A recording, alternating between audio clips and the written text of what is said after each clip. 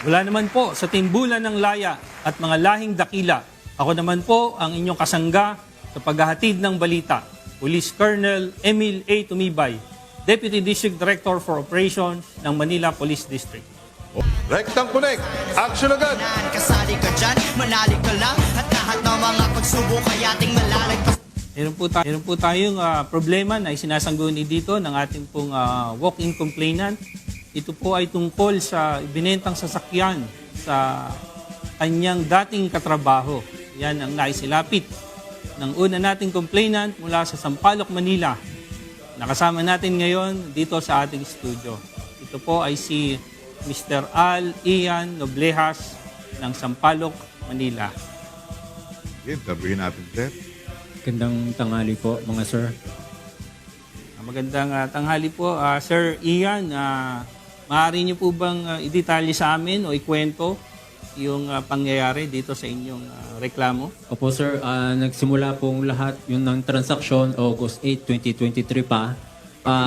Na i-test drive naman niya yung sasakyan bago nagkapirmahan. Pagkatapos noon, na-drive pa niya from Floodway to Cagayan or Isabela. Pagkabalik sa Floodway, nagsabi pa siya noon, may problema sa aircon, may papagawa. Nangingi siya ng 6,500, nagbigay naman ako. At bukod pa doon, napag-usapan pa namin na 3 months to pay pala yung,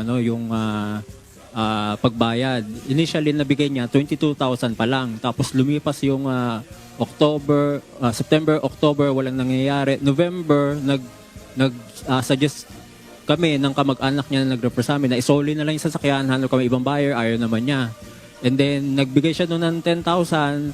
Sabi niya, pakiusap niya kung pwede 10,000 every month na lang yung pagbayad. Kahit masakalap sa akin, at least mag-continue pagbayad para lang maging maayos na. Tapos, dumating yung January, nagbigay ulit siya. Pagdating ng February 2024 na yun, 3,000 na lang, naging 2,000 na lang. Tapos tumigil na siya. Hindi na siya nagme-message sa messenger.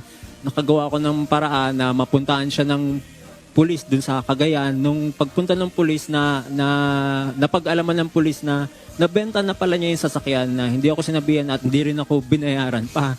So dahil napuntahan siya ng pulis, nagkusa siyang tumawag ulit sa akin, mingi siyang pasensya, ganyan. Sabi niya kung pwede, 10,000 every 3 months. So kahit masakalap ulit sa akin, sige, pumayag na lang ako kaysa wala. So nakadalawang 3 months siya ng pagbayad.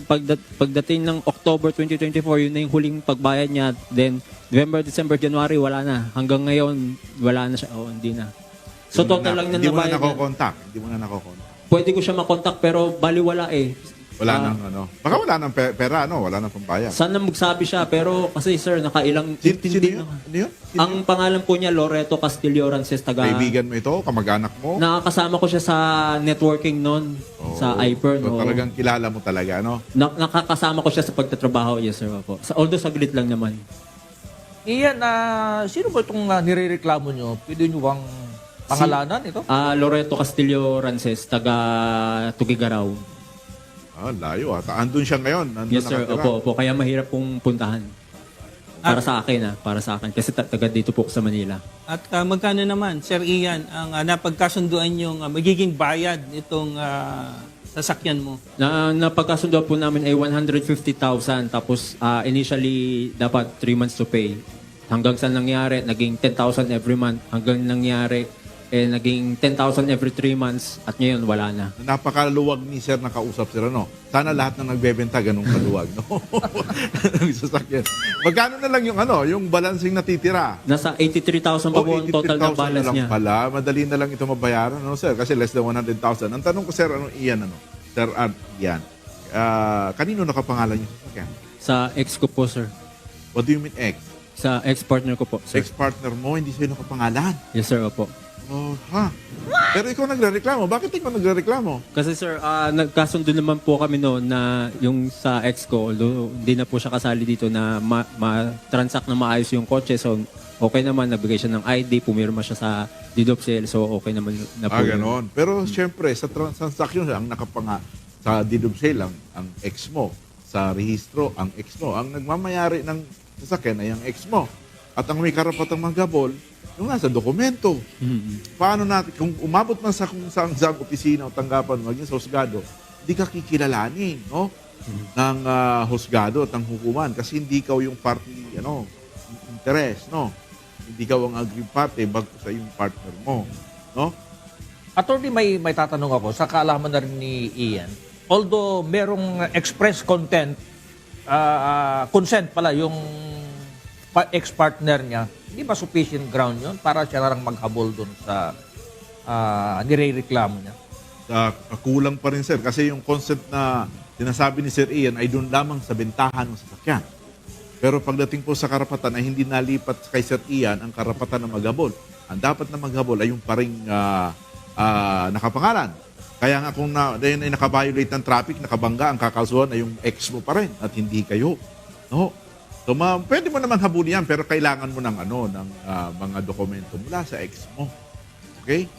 Kasi kahit sa magka-imbestigahan ka namin, pagawin ka namin ng dokumento, may maaaring madismiss kung saan makarating ng paano mo dahil hindi po kayo ang aggrieved party. Okay? Ang naalala ko, sir, meron yata akong sa kanya na kasunduan na binibigay niya na ako ng authorized na na maibenta yung kotse at pumirma Kaya po siya doon. sa pagbebenta, okay yun. No? Harapatan. Specific po yun. Baka spay ang sinasabi mo. Special. Kaya special power of special. attorney, oo. Doon lang sa bentahan. Binibigyan ka ng karapatan. Okay? Pero ganun pa man, pwede ka namin matulungan siguro. Ganito ang gawin mo. Nag-demand letter ka na. Wala pa po, sir. Bali, ito kasi- po yung naging first step. Sige, dapat, kasi kung gusto mong humabol sa husgado, kailangan natin ng mga procedure, ng mga dokumento, katulad ng demand letter, no? At kung hindi magbayad, ito ipapasok sa small claim complaints kasi less than 100,000 lang naman ito. Yan ay summary proceeding sa korte. Papatawag siya, pag hindi siya sumagot, ay orderan siya kagad ng korte sa loob ng 2 buwan para bayaran ka. No? Pero mahalagang magdokumento ka. Okay? Tama po. Tamang-tama, attorney, kasi taga Sampaloc si Ayan, sakto. Sir Ian. Nataon. Sakop namin ang Sampaloc, Manila. No? Ay re-refer natin si attorney sa ating police station para ma-assist si attorney at maihanda kung ano man yung mga dokumento o papel na kailangan niya para mahabol natin kasi yung sasakyan nakuha tapos hindi nabayaran ng buo. Binenta pa. Oo, at ibinenta pa. No? Sa iba. So, naargabyado itong si Sir Ian dito sa na to. So, Binenta na, sir, nakakuha ng kabayaran. Hindi pa siya binayaran. Ano, sir? yan na nga, attorney. Oo, kaya talagang kahit sino, siguro, attorney, sasama ang loob. Pag, Oo, sir. Naranasan yung nangyari kayo. Eto, sir, may info. Sa Pasig daw nangyari yung transaction. Doon nagkaroon kayo ng bentahan? Yes, sir. Sa kamag-anak po ni Loreto Rences. Ang ibig sabihin, doon mo binigay ang sasakyan, doon binigay sa yung pera. Tama ba? Yung initial na 22,000, doon ko rin po na-turn over yung kotse sa kanya. Ayun po, ito po. Para po sa kalaman ng ating mga kasambahay, pati na rin po ng ating complainant, sinubukan pong kontakin ng ating action center yung nireklamo po through call and text. Aniya, di po siya makasagot dahil hirap po sila sa signal ngayon. Ayun, sana makasagot sir, para malaman din naman natin ang panig nirereklamo.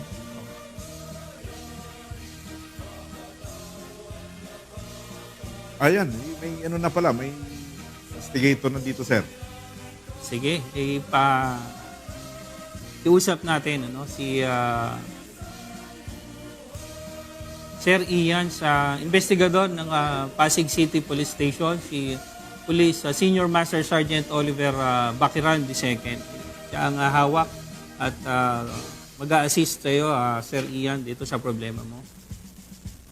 Sir Oliver Bakiran. Good afternoon po, sir. Mga sir, good afternoon po. Ganon din po sa ating complainant po, sir. Okay, narinig mo ba yung kwento ng ating complainant? Opo, sir. Opo, sir. Papupuntahin namin si Sir Ian dyan sa opisina mo, pakitulungan at bigyan mo kami ng update dito para alam namin kung ano yung naging takbo ng kaso nitong si Sir Ian. Copy po, sir. Copy po, sir. Copy po, sir. Sarge, anong mga dadalhin ni Sir pagpunta sa inyong tanggapan? Sir, tulad po ng nabanggit niyo po kanina po, sir, kailangan niyo po ng authorization letter dahil hindi po siya yung registered owner ng sasakyan. Para magkaroon po siya ng authority, kailangan po niya ng SPA. Ganon din po yung mga dokumento ng sasakyan at po yung deed of sale kung meron po sila. At other pertinent documents. Malinaw. Okay, Sir Ian, baka sakali nakikinig po sa kabilang linya ang inyong nirereklamo, ano po ang nais niyong ipabot na mensahe o panawagan sa kanya? Ang sa akin lang naman, makuha ko yung tamang justice kasi lahat ng pagbibigay, binigay ko na pag-unawa. Yung kotse naman, kahit hindi nakapangalan sa akin, ako naman nagbayad ng kotse. So, binili sa akin yung kotse, lahat ng pag-unawa, pag-intindi, binigay ko, pero ito pa rin nangyari. At actually, last year, naibenta na niya yung kotse. Doon pa lang, dapat tututusin. Sabi, singilin mo siya. Nanonood siya ngayon, sigurado. Oh.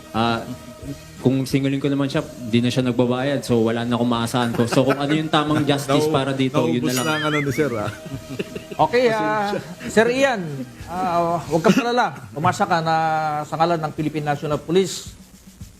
Tutulungan ka namin. So, maraming salamat sa inyong pagdating dito. Salamat din po. At may instruction na si Colonel Tumibe kanina na magbibigay ng feedback yung police natin. Okay? Salamat So, po. maraming salamat, Sir Ian. Thank you, Sir Salamat po. Ian. Salamat.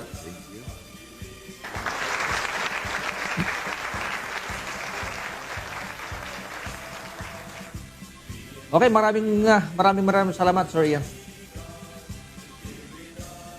Ganun din sa ating investigador na si Police Senior Master Sergeant Oliver Bakiran II ng Pasig City Police Station. Maraming salamat.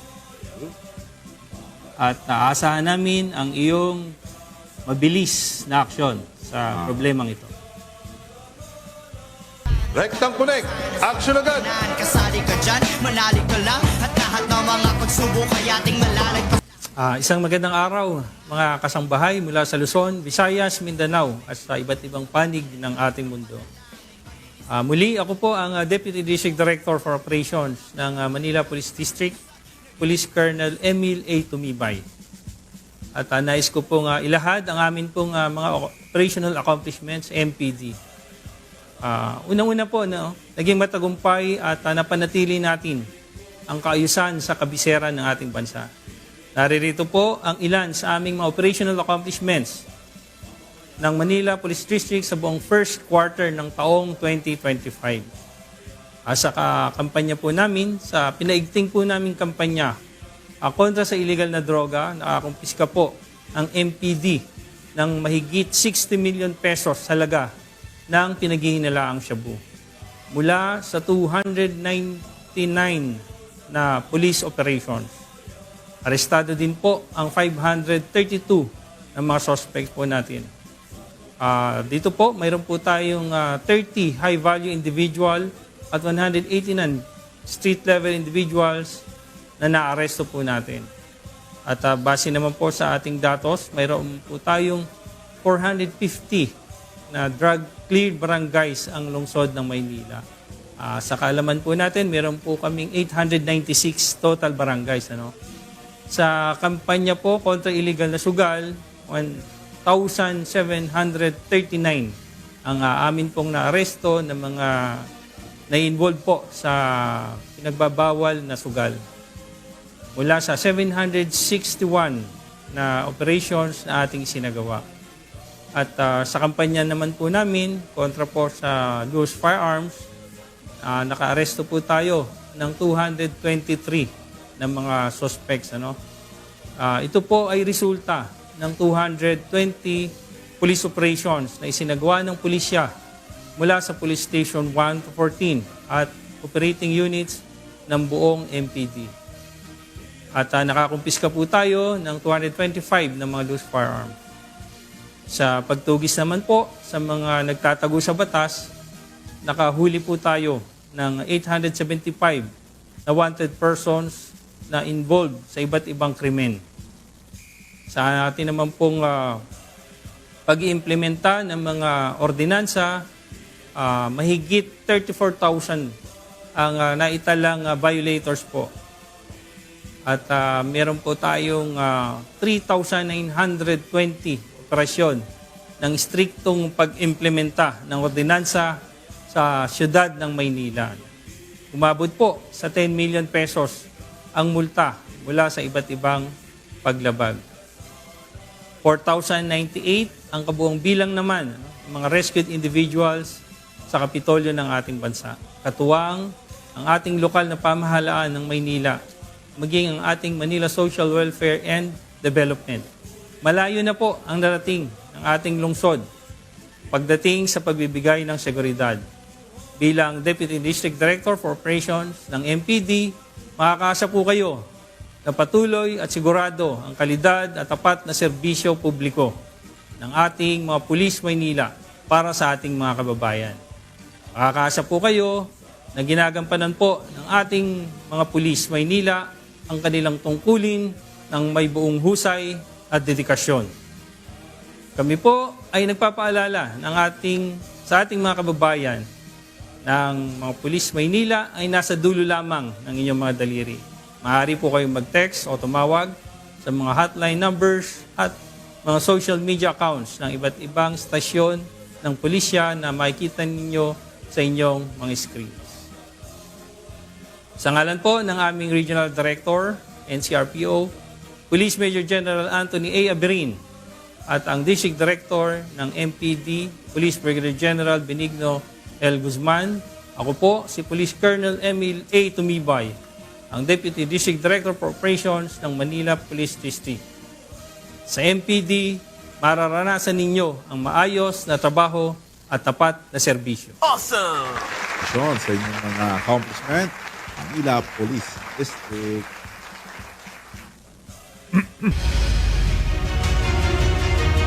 Ay, Matalastas po sa ating kabalikat at Public Safety Mutual Benefit Fund Incorporated in partnership with PNP OLC Foundation Incorporated. Bukas po ay magsasagawa ng legal aid for PNP personnel. Kabalikat para sa iyo na gaganapin bukas, May 28, 2025 sa Bulwagang Lapu-Lapu dito sa Campo Crame. Ganap, alauna ng hapon. See you all there po. Ating batiin ng isang maligayang kaarawan ang napakagandang team leader ng Direktang Sumbungan ng Bayan, si Police Lieutenant Christine Marticio. Happy birthday! namin ang Birthday! mas maraming tawa, tagumpay at pagmamahal sa iyong buhay. Enjoy your day. Happy birthday. Pansit naman dyan. Alright. Sir, bati sir. Bati. Una-una po ay nagpapasalamat po ako, ang MPD, sa pag-imbita po sa amin dito upang maging co-host ng programa ngayong hapon. Ang Manila Police District po sa pamumuno ng aming District Director na si Police Brigadier General Benigno L. Guzman. 10 po ng aming kasamahan na binubuo ng mahigit 4,000 pulis ng Maynila ay naniniguro po kami na ang pulis niyo po sa Maynila ay patuloy na magsisilbi at magbabantay ng katahimikan 24/7. At gusto ko na rin pong kuhanin ng pagkakataong ito upang batiin ang aking may bahay, ang aking butihing may bahay, si Eileen, at ang aming mga anak, si Emily, si Juliana at si Inigo. At finally, gusto ko na rin batiin ang aking mahal na ina, si Salvacion Aguilion Tumibaya. Hello po! Kumusta po kayo?